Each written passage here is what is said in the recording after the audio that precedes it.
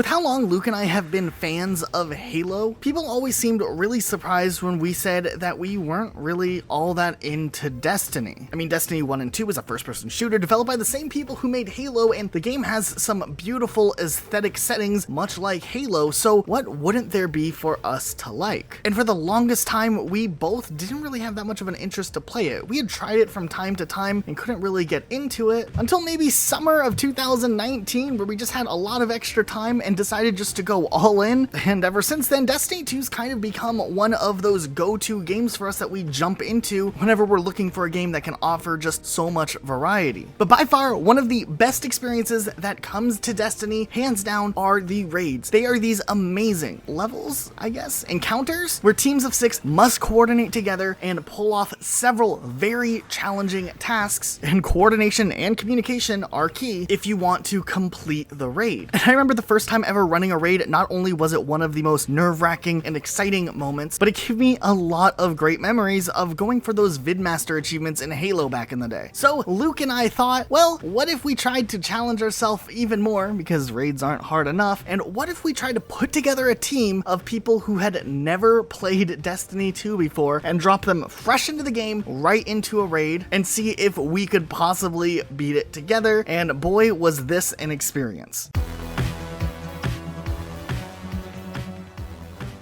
So we decided to do this, we would have to pick a raid to jump into, and we chose the Leviathan raid, as it's not only the first raid in Destiny 2, but since they're actually removing it from the game in just a couple of months, we wanted to get the most out of this raid encounter that we could. And then we decided there should be 3 players on our team who are Destiny 2 players, and 3 players who are not Destiny 2 players. And then from there, we just went ahead and reached out on our Discord server to see if any Halo players who had never played Destiny before would be willing to join up and drop right into a raid. And sometime later, after we reached out to the people who responded, and we had to wait for them all to, of course, install Destiny 2, which took a long time, we had the perfect squad for our Destiny 2 raid. First, we had Rocket Elijah, which is me, and I typically play as a warlock. We had Rocket Luke, who typically plays as a hunter, and then Rocket Demontre, who, of course, is a titan. Then we decided to invite our new Halo players who had never played Destiny before into our Fire Team and Xbox party and assign them roles. We wanted to have perfect diversity of different classes, so we had Tepeg, who you guys probably remember from the ODST Glyph videos, who apparently had never played Destiny whatsoever, join up, and Luke called dibs, so Tepeg ended up being a hunter. Dwayne joined and ended up being a titan, so Dim would be his personal coach, and I got XXMLG 115XX, so I knew that I was set up to really just do great on this raid. Actually, real talk, during this raid, MLG had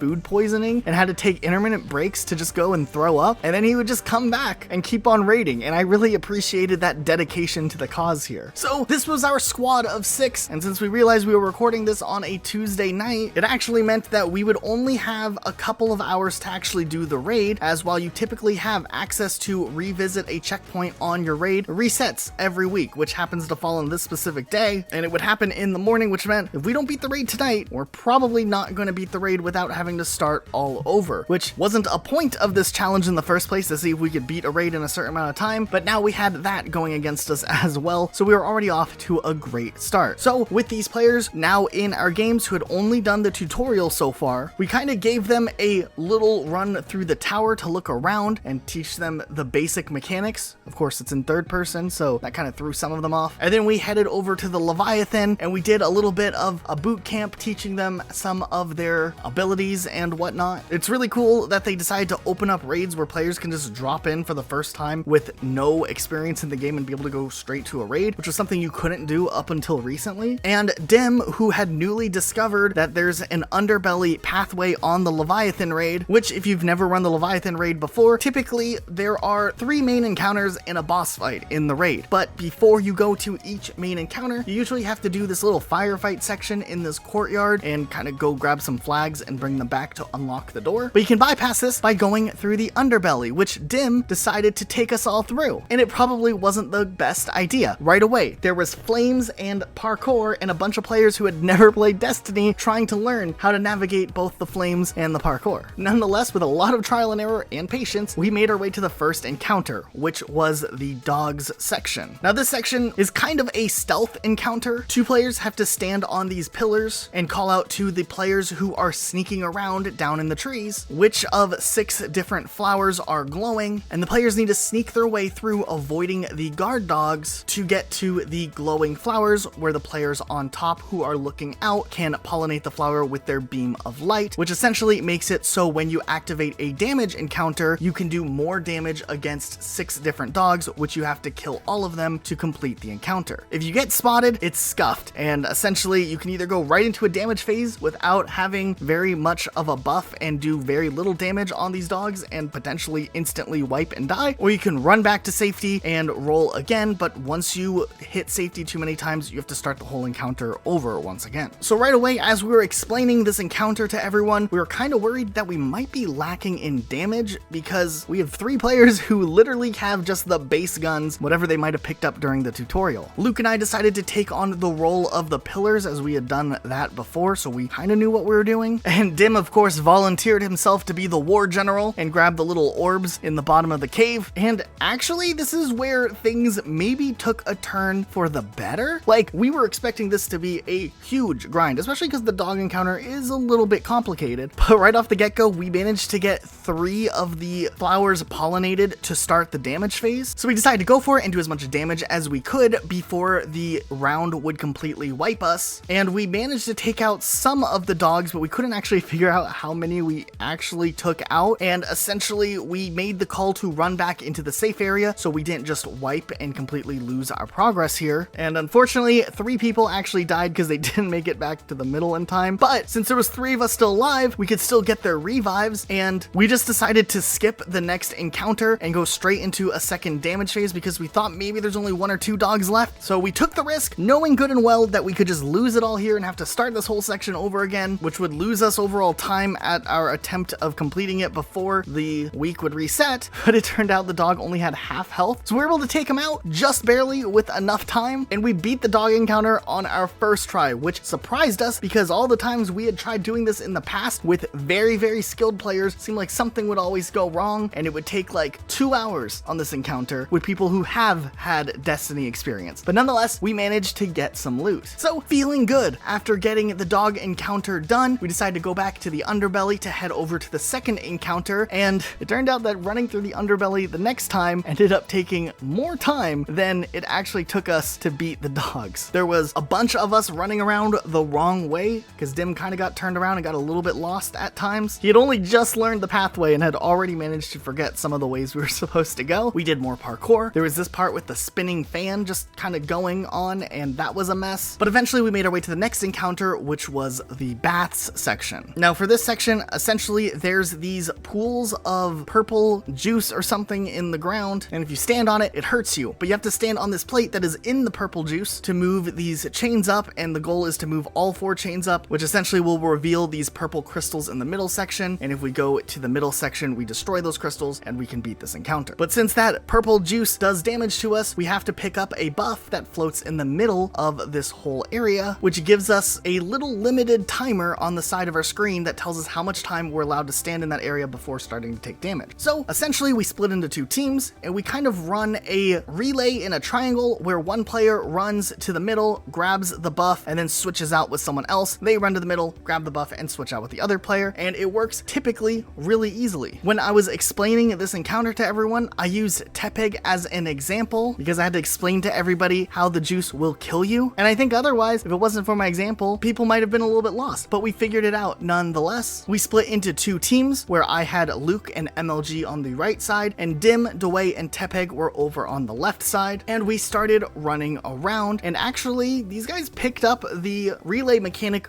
really quickly. Like, we were pretty sure going into this would actually be a challenge, but so far we were just cruising past this. When we got to the damage phase where we had to shoot at the crystals, we definitely did not have enough firepower with these guys who were fresh into Destiny 2. We maybe got like half of the crystals done in the first phase, but we just decided to go for a second phase and hope for the best maybe. And sure enough, we were 2 for 2 on this without choking. And when we went back to the center, we were able to finish off the rest of those crystals. We 2-phased it, barely, but it really wasn't too much of a problem. When we went to the underbelly the next time, Dim kept looking for Dwayne, even though he was always right there. It was a dumb joke.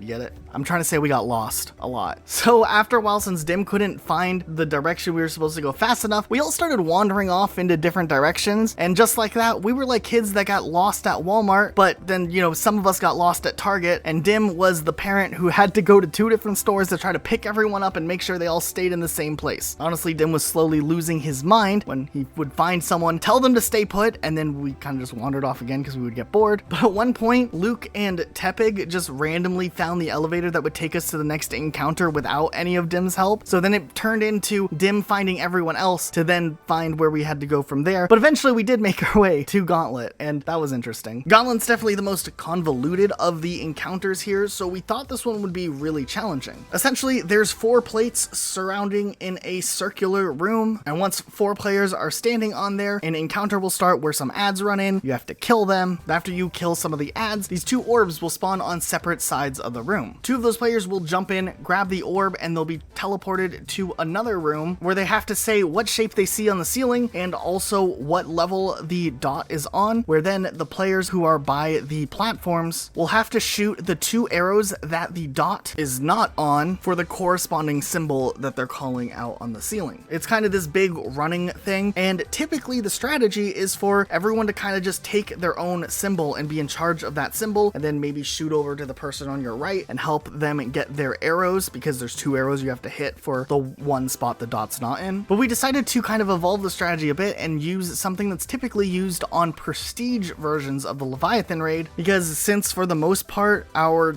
newer teammates only had very basic assault rifles that had really bad recoil, it would be kind of difficult for them to just shoot across accurately at such a long range, while also remembering to punch a scion that'll wipe the entire encounter if we mess up. So essentially we did this rotating method where some of us who are more experienced would run with the runners on the inside, going plate to plate and shooting the right corresponding things. This one was a little more challenging as there was a lot more involved, and it's a little bit of trial and error until everyone gets into the good motion of getting the callouts right, but it really didn't take us any longer. We didn't get it on our first try like the other 2 encounters, unfortunately, but we still did really good, and we're pretty proud of ourselves because we still had maybe a couple of hours before the end of the night and before the week would reset, so we were staying pretty optimistic, and we just had to do the boss fight in maybe about 2 hours before the week would reset, and we're actually feeling optimistic that maybe we can manage to pull this off somehow. When we were at the 4th underbelly section, we felt like we were getting a little bit better at it. We got less lost than normal, but going into Kallus, things took a major shift. Essentially, during the Kallus encounter, all of the players are teleported into a void room. While in the void room, 3 of those players are going to stay in there while the other 3 teleport back into the main throne room, and those 3 players who are in the void room will give callouts as to different symbols that they see on Kallus's head. Then the players in the throne room have to punch the one scion that did not get a callout from the players that are in the void room. If they punch the scion quick enough, it activates a barrier that stops all of the players from being Androssed into Kallus's mouth. Then if everyone makes it through this, you have to do a couple little things like shoot these, and you also have to shoot Kallus a little bit if you're in the throne room. But then the damage encounter starts and everyone has to stand on a plate and all shoot at Kallus at the same time, and then the damage phase ends, you jump to the next plate, do damage, so on and so forth. This room was so challenging because we did not have weapons to do high enough DPS when we would get to the damage phase. Not only did it take us a long time to even get to the damage phase to begin with, because the conventions here are a little bit confusing, but also the people who were in the throne room would run into problems because they didn't really have good guns to clear the ads, which meant the person like Dim, who had to punch the scion, had to deal more with the ads, and sometimes would either be a little late to punching a scion, or things would just get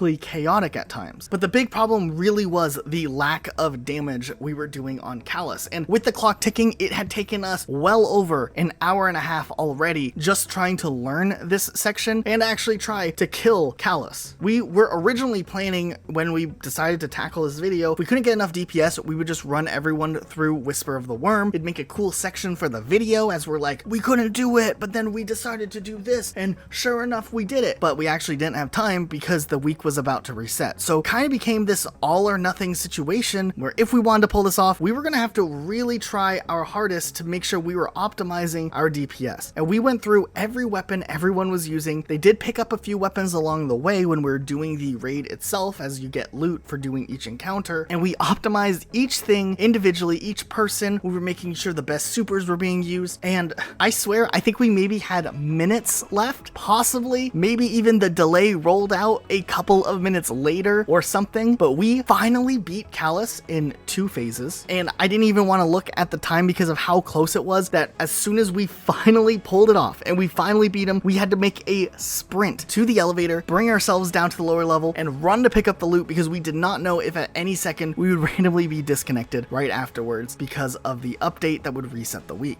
But yes, we managed to pull off teaching 3 people who had never played Destiny before how to do a raid and complete it. Now, of course, there's people out there who 3-man raids, and that's easy. You can carry people, but it's a lot different, we feel, when you have to actually bring people in and then make them be a part of the raid. There was really no point where we carried these other players, even on the damage phases. While we were lacking power and we would try to make up for it where we could, it wasn't like we could have done it without Tepig, Doway, or MLG, which is one of the things that make these types of raid encounters really special, as it really just brought us together and made us coordinate. And I think we wouldn't have done it had we not have gotten as lucky as we did, getting teammates who, while having no Destiny experience, were still competent and were able to communicate and work with us to come up with strategies to get through it all. And that's the real important thing on these types of raids, rather than having someone who might have all the best weapons and know everything there is to know about Destiny, but still be a jerk at the same time and not be willing to work together with others. And overall, this was a really good experience, as I'm optimistic that more people might try to jump into Destiny. Honestly, if you're a Halo fan and you're watching this, we make a lot of Halo content here, obviously, but if you are a Halo fan and you're watching this video, you've never played Destiny, you should seriously consider jumping in and trying to figure out a group together to go and do these raids, because they are some of the most fun things that you can do in Destiny 2. But hey, after all of that, if you like this video, be sure to subscribe with notifications on for more videos just like this one, and you won't miss anything we upload, even if YouTube's acting all whack. Also, if you want to, you can follow us on Twitter. You can follow me at Rocket Elijah, or you can follow Luke at Rocket Sloth Luke. Thank you guys so much for watching, and we'll see you all next time with a brand new video. Bye, guys.